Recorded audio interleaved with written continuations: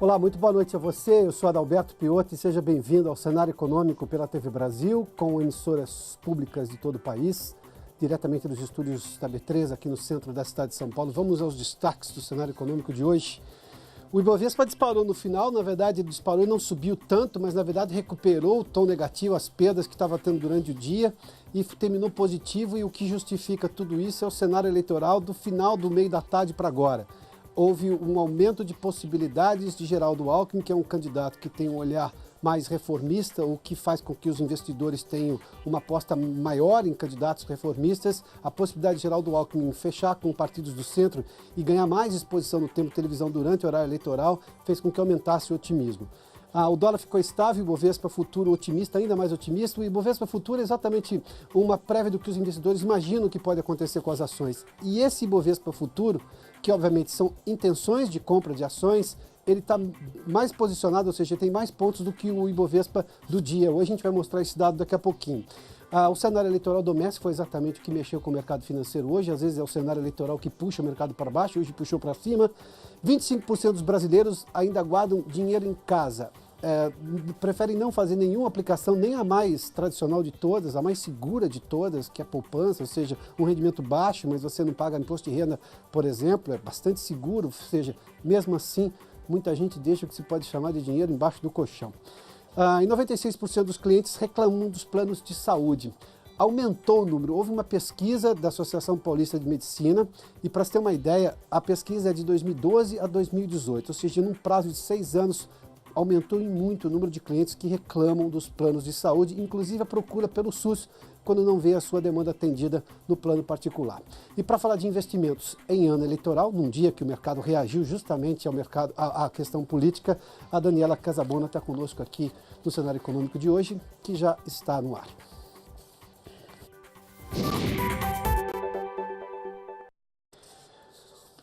O número de reclamações contra os planos de saúde aumentou, mas aumentou o número de clientes que reclamam também. Ou seja, você pode ter aumento de um e não ter aumento de outro. Um único cliente fazer várias reclamações. Não.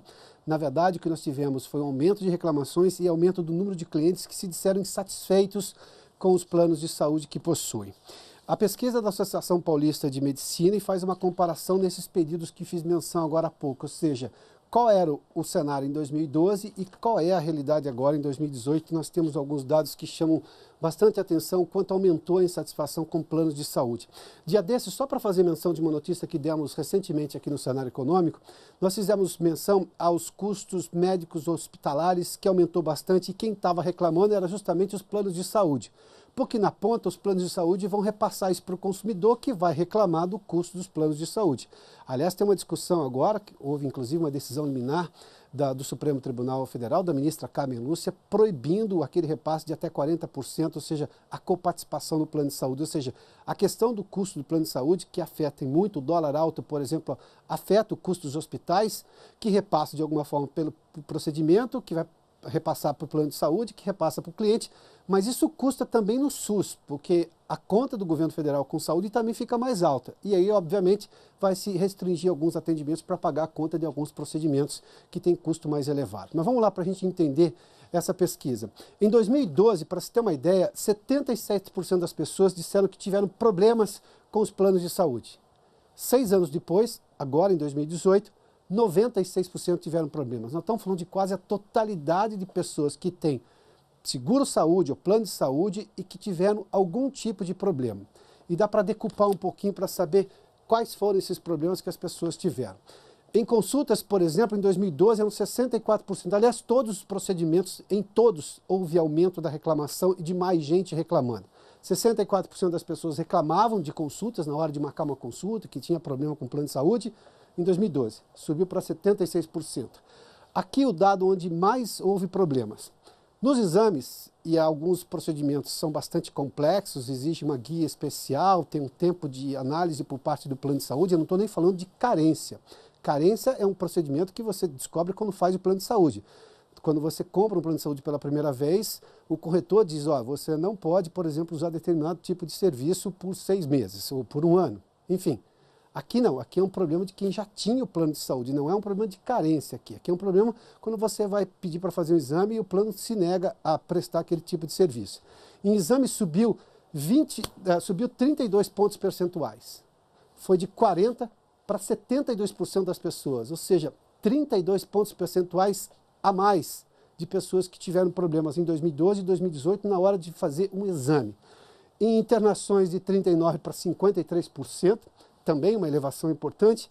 E em cirurgias, nós estamos falando de uma complexidade maior, de 15% para 24%, ou seja, dos clientes que disseram que têm problemas com os planos de saúde. Ou seja, há uma questão de custo envolvido, sim, mas há uma série de problemas em relação a isso. Aí tem uma outra pergunta que a pesquisa fez, é quando o plano não lhe atendeu, o que você fez? Vamos lá. Em 2012, 20% disseram que recorreram ao SUS ou fizeram um esforço financeiro e pagaram pelo procedimento particular, ou seja, em dinheiro vivo, em cheque, bom, enfim, mas ele bancou completamente aquele procedimento. Agora, em 2018, 31% recorreram ao SUS ou usaram exatamente dessa liberdade que todo mundo tem, mas custa bem mais caro, que é fazer o procedimento particular quando o plano de saúde não atendeu. Lembrando que pessoas, quando estão precisando fazer exames ou procedimentos de exame, não somente exames, mas consultas, enfim, estão numa situação que elas realmente precisam, é um atendimento de saúde. Ninguém faz exame porque está com vontade. No mínimo, tem uma determinação de um médico para poder fazer o exame, ou seja, você precisa de um pedido de um médico. Mas esse dado chama atenção, agora tem um outro detalhe. Nós brasileiros, a média do Brasil, tem o hábito de achar que o SUS é a pior coisa que existe no mundo e reclama do SUS com muita frequência. Há procedimentos na saúde pública brasileira que só existem no Brasil e existem de uma forma extremamente fantástica. Por exemplo, a Central Brasileira de Transplantes é uma das mais sofisticadas no mundo porque este país lá atrás investiu em coisas essenciais, como, por exemplo, formar médicos capacitados para fazer e ter uma central de transplantes. Hoje o Brasil tem, para você ter uma ideia, um dos melhores lugares do mundo para se estar, se você precisar de um transplante de fígado, que é de alta complexidade, este país é o Brasil. Há atendimentos onde há problemas no SUS? Sim. Mas, por exemplo, vacinação não é exatamente um grande problema. Só quando você cria alardes gigantescos, como foi recentemente agora, nessa última vacinação que teve problema, que todo mundo achou que precisava tomar vacina contra a febre amarela. Mas o SUS é um sistema unificado de saúde, de atendimento nacional, com uma vasta rede de atendimento que, claro, em boa parte dos procedimentos, dado o tamanho da necessidade que o país tem e a estrutura que é oferecida, você tem problemas. Mas quando você tem um grande problema e não consegue resolver com o seu plano de saúde, a gente viu que aumentou o número de pessoas que recorreram, por exemplo, ao SUS ou a um plano ou a uma situação particular. É preciso compreender que há coisas que funcionam também no Sistema Único de Saúde, porque eliminar o Sistema Único de Saúde do país seria uma catástrofe completa. É preciso entender onde é que o plano de saúde, onde é que o Sistema Único de Saúde pode funcionar melhor e como ele deve funcionar melhor. E, obviamente, a gente viu um avanço por parte dos anos ali. O doutor Adib Jatene, que já faleceu, e foi ministro da Saúde por 2 vezes, se não me engano, pelo menos 2 vezes, ele dizia que o Sistema Único de Saúde brasileiro é um dos mais sofisticados do mundo, embora a gente veja alguns problemas, porque também havia uma série de problemas ali nos procedimentos e, claro, corrupção que tinha dos funcionários e fornecedores do setor.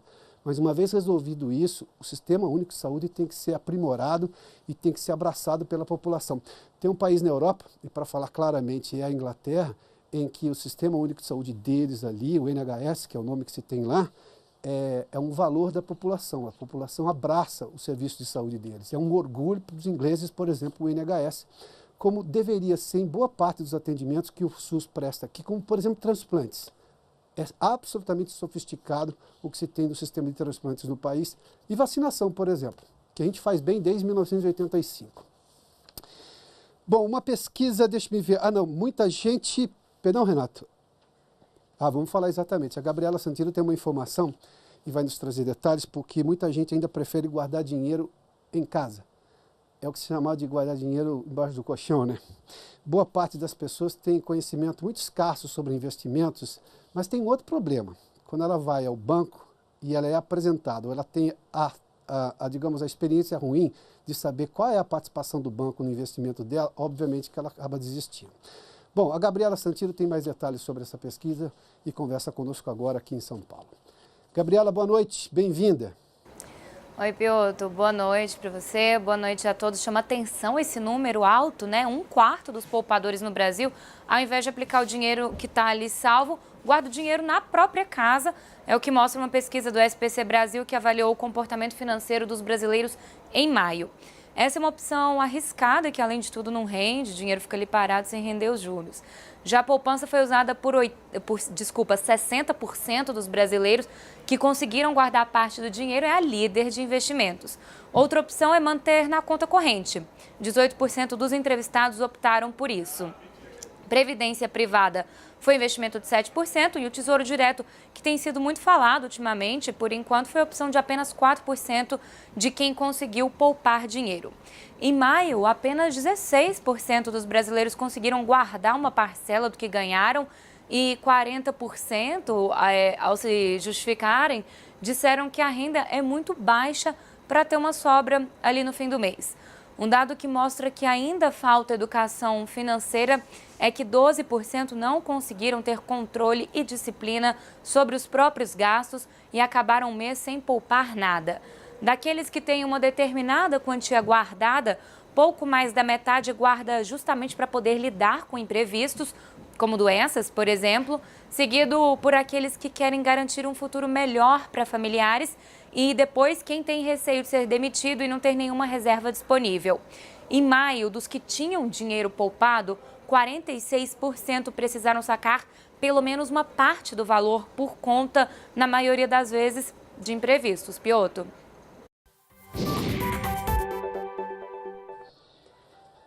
Muito obrigado, Gabi. Aliás, eu fiz menção sobre os bancos precisam melhorar a sua relação com o cliente.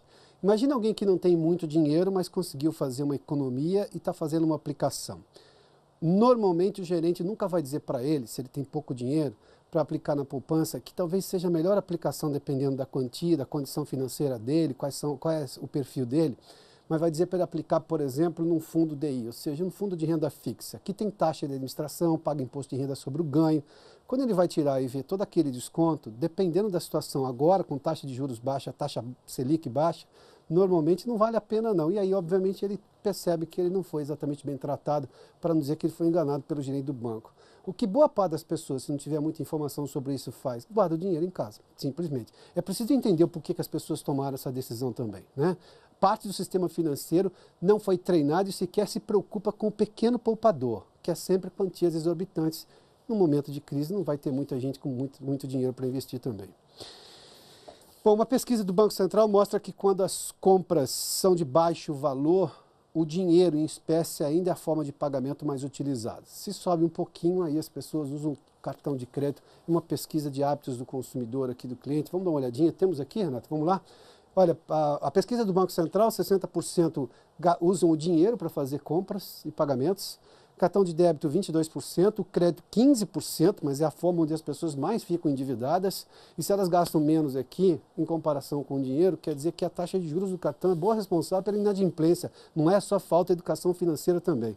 E débito automático, 1% é exatamente essa situação. Ou seja, as pessoas não usam muito débito automático. Vamos lá. Por valor de compra, quando o valor é baixo, o dinheiro é usado como a forma de pagamento preferencial. 88%, só 9% no débito e 2% no crédito. Vamos dar uma olhadinha. Quando a compra é um pouco maior, acima de R$500, segundo essa pesquisa do Banco Central, o dinheiro é usado em 31% das vezes. Claro, uma quantia acima de R$500, nem todo mundo tem na mão, mas tem o dinheiro de plástico, ou seja, cartão de débito, que é 18%. E aí sim, é o crédito, para ter um prazo de pagamento e, obviamente, se a pessoa não paga, ela entra num juro exorbitante do cartão de crédito e aí, claro, se não tiver um controle, fica inadimplente, como é a situação que a gente falou dia desses aqui em várias pesquisas. Bom, dia desses nós mostramos que o varejo em São Paulo teve melhora na primeira quinzena agora de julho, se comparado ao mesmo período do ano passado.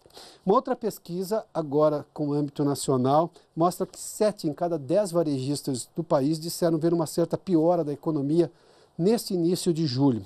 O Marcelo Castilho está conosco no Rio de Janeiro e tem informações. Oi, Marcelo, boa noite. Boa noite, Piotr. Boa noite a todos. É exatamente isso, Piotr. O levantamento do Índice de Confiança do Empresário e do Comércio mostra que 7 em cada 10 varejistas vem piora na economia nesse mês de julho. Apurado pela Confederação Nacional do Comércio, o índice registrou queda de 4,3% este mês, o que representa a maior retração desde agosto de 2015, quando o indicador teve um recuo de 4,7%.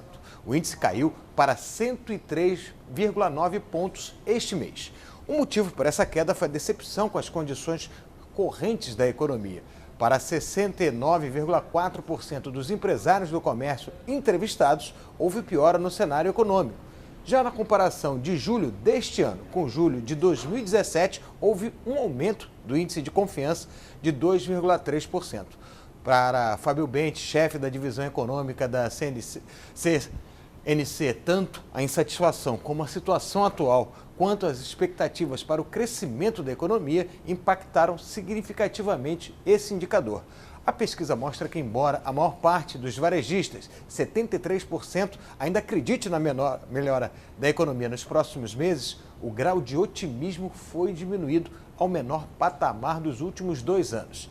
Diante de um cenário menos favorável ao consumo e das expectativas menos positivas para o setor, os efeitos nos investimentos acusaram a mesma tendência dos demais indicadores, recuando 1,8% em relação a junho. Também houve redução na intenção de contratação nos próximos meses em 2,8%.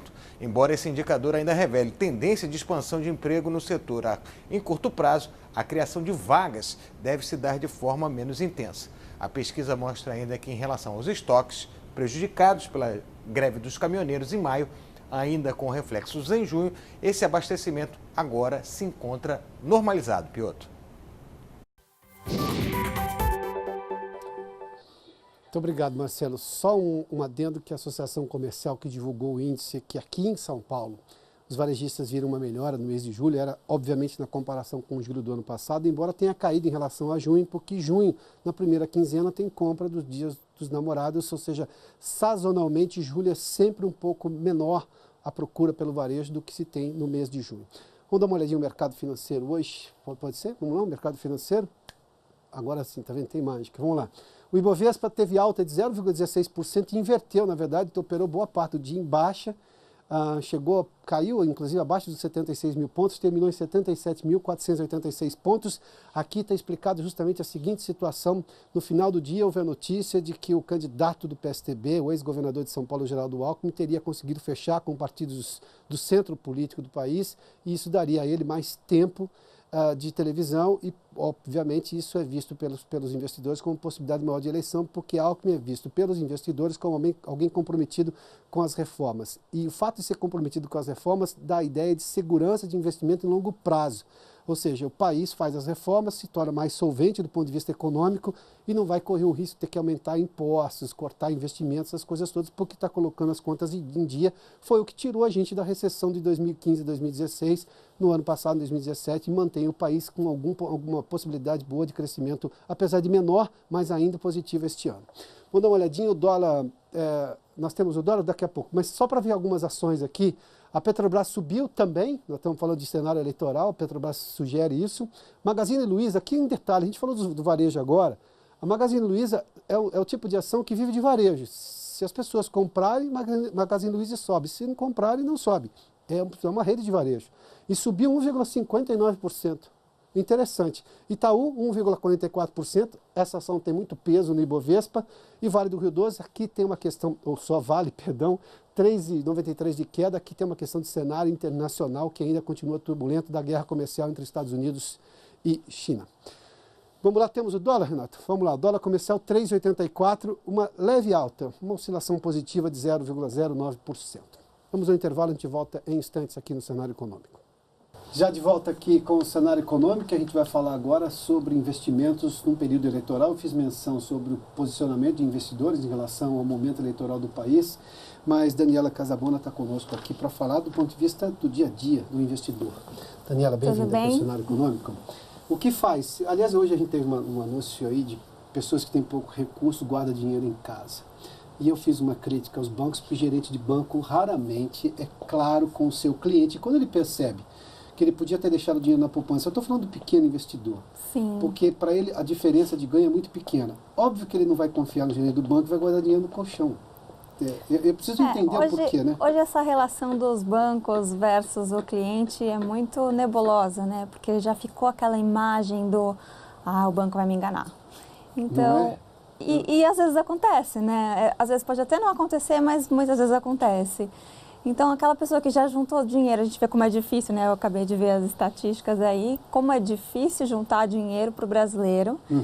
E isso não acontece só nas classes mais baixas, não. Acontece em todas as classes. E guarda o dinheiro e fala assim, agora eu não vou ser enganado, né? Claro. Vou juntar e vou pôr no colchão. Tem uma regra de, digamos, para investir dinheiro em período eleitoral, independentemente do perfil do investidor, se ele tem pouco, muito, se ele é mais agressivo, não tem uma regra básica para todo mundo ou não? Não tem uma regra básica para todo mundo, tá? Tem mais de perfil. A gente fala que um período de volatilidade tem muita oportunidade. Então, quem tem um perfil mais arriscado, né, assim, mais agressivo, consegue pegar oportunidades do mercado muito boas. A gente teve uma queda brusca da Bolsa, agora com a greve, e está subindo, está voltando. Então, assim, quem conseguiu ter sangue frio para ir lá e comprar na baixa, está agora colhendo a alta. Claro. Então, tem oportunidades, mas não é todo mundo que tem esse perfil, não é todo mundo que tem esse sangue frio para fazer essa mudança. E no período de eleição, que fica todo mundo na dúvida, fala, o que eu vou fazer com o meu dinheiro, né? E o que fazer? Será que vai? Então, será que não vai? É objetivo. O que fazer, então? Olha, eu vou falar, eu tenho falado muito isso. É a primeira vez na história que a gente não tem, quase na eleição, né? Quase no começo da campanha eleitoral, que a gente não tem 100% definido quem são os presidentes e quem são os vice-presidentes, né? Aumentou o número de indecisos se comparado às últimas 2 eleições. Pois é, então assim, tem gente ainda que está desistindo, tem gente que está entrando. Vice-presidente sequer a gente sabe quem vai apoiar quem. E o que é uma coisa importante no caso brasileiro. Exatamente, ainda mais agora, né, que a gente sofreu impeachment. Exatamente. Isso é importante. Então, e é a primeira vez na história que isso não está definido, né? Assim, está quase lá, a gente está quase começando a campanha eleitoral e, bom, quem são? Então, isso traz esse mercado mais volátil ainda, mais nebuloso ainda. O que vai acontecer? Quem vai ser? Quem está em alta, quem está em baixa, quem está ganhando nas pesquisas, né? Então, assim, até agora era Bolsonaro, aí de repente está virando. E por que isso está acontecendo? A gente tem uma tendência grande aí, né, do partido do PSDB ter uma chance um pouco maior agora. Isso. É o que o noticiário de hoje demonstra. Exatamente. A percepção é essa agora. A gente recebeu a notícia aí, né, que o centro vai apoiar o Alckmin e vai ter mais espaço na campanha, então vai ter mais visibilidade e uma coisa leva a outra. A gente acredita que um cabo eleitoral que está em ascensão, que está lá há mais tempo na televisão, que acaba puxando mais o eleitor, acaba convencendo mais o eleitor do que um outro. E que aplicação é boa num cenário que está começando a se desenhar dessa maneira que você descreveu politicamente?